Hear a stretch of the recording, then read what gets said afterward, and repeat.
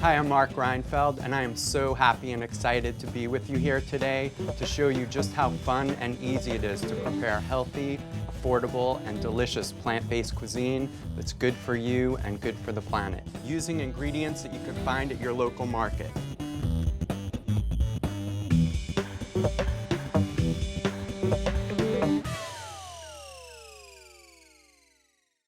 The first recipes we're going to do now is a green smoothie. This drink is a powerhouse of nutrition, and it's a wonderful way for you to start your day. We're going to use pineapple, kale, papaya, and banana. First, just going to cut the top off and the bottom. I'm going to show you one recipe, but by making changes, you're actually going to learn how to make hundreds of recipes that you can prepare with whatever ingredients you have on hand. And this is just going to go right in the blender. This could be any fruit that you like. Now we're going to put in some papaya. And with the papaya, I'm just going to take these seeds out into the blender. And now we're going to use a banana. Most people don't know how monkeys peel banana in the wilderness. You may have never seen this before, but basically the monkeys know how to get the banana out just by peeling from the bottom. Banana goes in. And now we're going to use some kale. Kale is the poster child for the superfood kingdom, filled with nutrients that is good for your hair and bones. It's one of the highest nutrient-dense foods around. You can add water or coconut water, and this is going to give it an amazing flavor. Many people ask what vegans eat, and as you can see, all these fresh fruits and some dark leafy greens make for a wonderful drink, and we're just going to blend this up. Excellent. Hippocrates said that food can be our medicine. And now we know that plants have the power to heal and transform our lives and can also be totally delicious. So here you have great nutrients and a delicious silky smoothie drink to start your day. Excellent. Lovely. So we're going to roll right into our appetizer now, which is going to be an artichoke heart fritter. I like to demystify a lot of aspects of plant-based cuisine for people. Most of these ingredients are available at your local market. Now that we have our artichokes done, I'm going to just put a little bit of olive oil in here for dipping.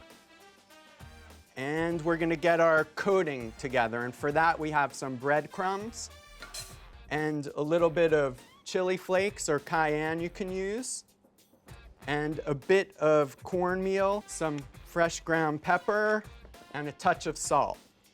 Give this a little stir. You can change this recipe up by changing up the type of breadcrumbs you use and also the types of herbs that you use. So for this, I'm going to chop up some flat leaf parsley. And then basically now all we do is we dip our artichoke in the oil here lightly and coat it with the breadcrumbs.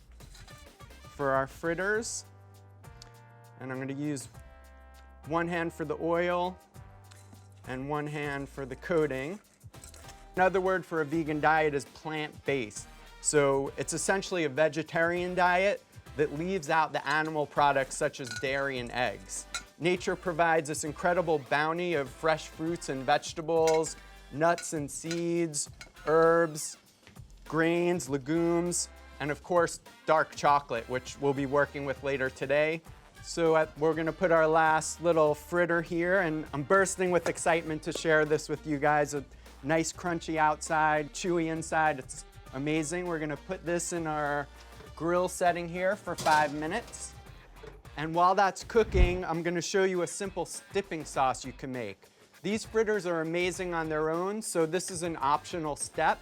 But this is a plant-based mayonnaise, so it uses oil instead of eggs. So actually it's cholesterol-free. A little fresh squeezed lemon juice in here.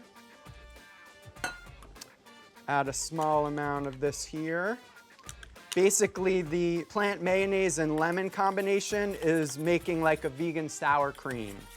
And now I'm just gonna add a little bit of fresh minced dill.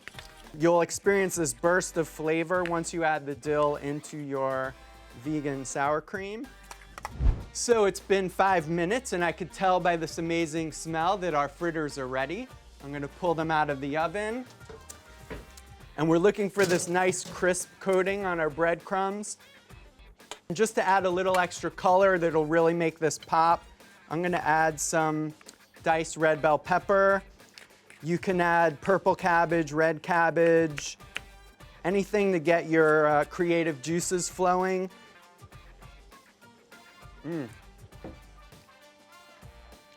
So simple and so delicious. Now that we've tasted and enjoyed our fritters, we're gonna move on to the main event. This is really the meat and potatoes of the plant-based lifestyle. Tofu is based, it's a soybean product, very high in protein. All of these items that I'm gonna prepare now, this is your meat alternative. Here we have our extra firm tofu. Now I'm gonna introduce this product, which is tempeh. It's also a soy-based product. It's an Indonesian street food, basically. And everyone knows how important protein is. That's probably the most common question that vegans and vegetarians get asked is, where do you get your protein? So the answer is basically in plants. For those of you who are not interested in soy, I present to you the portobello mushroom. This is basically the hamburger of the plant kingdom. For this, we're gonna take off the stem here. And for texture, you can remove the gills just by scraping that off there. And again, this is a really economical way for you to get your nutrition and looking at the food as medicine aspect. You're eating these meals, it tastes good. It's a guilt-free way of eating, and your body is just gonna feel a difference. I'm gonna do a very simple marinade now on this dish. Just a bit of olive oil. This is tamari, which is a soy sauce. Tamari has the properties of bringing out the flavor of other ingredients. So this is something that really makes your dishes pop. It's one of my top ingredients to use. And now I'm just gonna put a little bit of water in here. And after it sits for a few minutes, you just give it a nice little flip like this. So now this is gonna get placed in the oven on our grill setting for about 10 minutes. Now what I'm gonna do is we're gonna prepare a very simple barbecue sauce. Right now I'm putting in some tomato paste, and then we're gonna add a little of this molasses. And if you have molasses, it's a byproduct of the sugar making process that's very high in iron. We're gonna get some salt flavor from the tamari. In addition to the molasses, we're gonna add some cider vinegar. It's for a little bit of tang, some ground black pepper, pinch of chili powder, and you can adjust that to taste based on how spicy you like it. And this is some paprika. It's gonna add a nice smoky flavor, a bit of water to get our desired consistency. Now this is an optional ingredient, it's called liquid smoke, and this adds a nice smoky flavor to the sauce. And we're gonna whisk this up. The biggest reason people start including more plants in their diet, based on my experience, is health related. And if you look at the cultures with higher proportions of plant-based foods in their diet, they have less instances of the diseases that are afflicting our society. I'm just gonna get our sandwiches ready. So I have some whole grain buns here, gonna get some lettuce, and the accoutrements that you add to your sandwich are up to you. It's actually staggering when you compare the amount of resources that are used in a meat-based diet compared to a plant-based diet. We have to take care of our planet, and I like the idea of 7-generational thinking. So you think in terms of, how are my actions gonna impact 7 generations from now, and what kind of legacy do I wanna leave for my children? Even 10% of a shift will restore balance to our environment. Just gonna pull this out of the oven. And as you can see, it has this beautiful color, nice and crisp, and this is gonna form the base of our sandwich now. This is the burger of the plant kingdom. This is a cost-effective way for you to get your protein pound for pound. It's less than you would pay for a cut of meat, and it's so much more healthy for you. So many of the conditions that we're faced with today are meat related due to our meat consumption. So this is a way that you can protect yourself and protect your family from a lot of the horrors that are going on in animal agriculture today. We're gonna top it now with some barbecue sauce here. And this will give you some nice crispy lettuce. And here you have your plant-based burger. So this is a win-win on every level that you could think of. There's lower fat content, more nutrients, it's more cost-effective, it's just as satisfying as the burger that you're accustomed to, and your body is gonna feel a difference big time when you give this a try. So now that we've had our main course, we're gonna make a massage kale salad with a ranch dressing. So for that, I have some soaked cashews. Cashews are really good protein source and essential fatty acid source as well, and it gives a nice, rich, creamy texture. Freshly squeezed lemon, fresh garlic. Take a jar, voila. Oil, olive oil, cayenne pepper, which will give it some heat. Gonna add a little bit of water.